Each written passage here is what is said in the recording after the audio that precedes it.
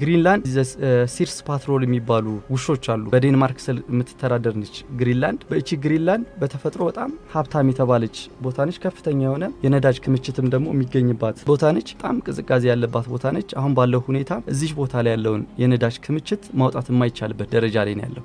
ስለዚህ ወደፊት የዚህ ቦታ ላይ ያለውን የነዳጅ ዘይት ክምችት ማውጣት እንችላለን ተብሎ በዴንማርክ ጥብቅ ጥበቃ ከሚደረግለት አንደኛው ቦታ ይሄ ነው። 160,000 ስኩዌር ኪሎ ሜትር ይሸፍናል ቦታው። በውሻና በሁለት ሰዎች ነው የሚጠበቀው። 6 ውሾች ከሁለት ሰዎች ጋር ሆነው ነው ፓትሮል ይዞራሉ አካባቢው። 6 ውሾች ሁለቱን ሰዎች ከኋላ ተቀምጠው በጣም ሰፊ ለጥ ያለ ቦታ ነው የሚታየው። ተራራም አለው። እየወጡ እየወረዱ በቀን 30 ኪሎ ሜትር ነው የሚንቀሳቀሱት። ስለዚህ በዛ አካባቢ ላይ ምን አይነት ችግር አለ የሚለው እነዚህ 6 ውሾች ሁለቱን ሰዎች እየጎተቱ በተለያየ አቅጣጫ በየቀኑ 30 ኪሎ ሜትር እየዞሩ ያንን አካባቢ ይቃኛሉ ማለት ነው። ችግር ሲኖር ለዴንማርክ መንግስት ያሳውቃሉ። እነዚህ ሁለት ሰዎች በ6 ውሾች እንደሚጎተቱት ሁሉ እነሱ ብቻ አይደሉም፣ በሌላ አቅጣጫ ደግሞ ይሄዳሉ። ሁለት ሰዎች ከ6 ውሻ ጋር እየተደረገ በቡድን ሆነው በተለያየ አቅጣጫ ተሰማርተዋል። እነዚህ ግን የተለያዩ ቡድን ላይ ያሉት ሰዎች ግን አይገናኙም። በቃ በተለያየ አቅጣጫ ነው የሚንቀሳቀሱት።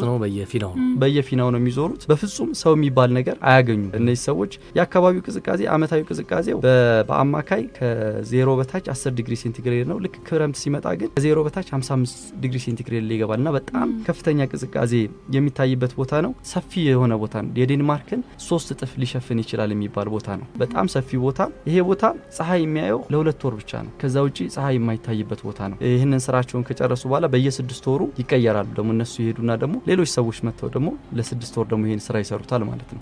ኢትዮፒካሊ